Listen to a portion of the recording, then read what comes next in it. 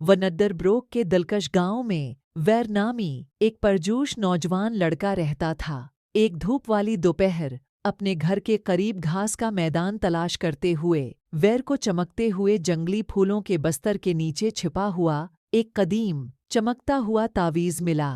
जैसे ही वैर ने तावीज़ को छुआ, जादुई तवानाई ने उसे घेर लिया।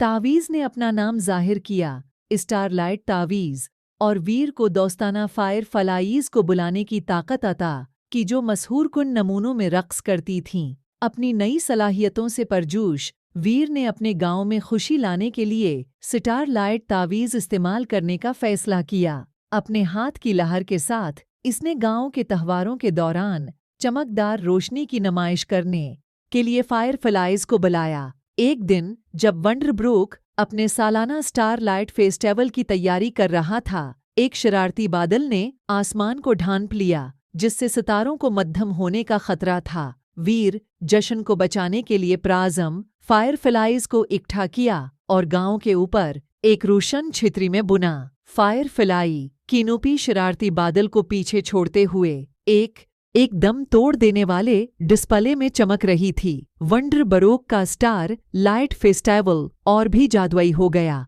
वीर के दुलक्ष राबिते की बदौलत। इस दिन के बाद से वीर ने अपने साथी गांव वालों की जिंदगियों को रोशन करने के लिए स्टारलाइट तावीज़ का इस्तेमाल जारी रखा।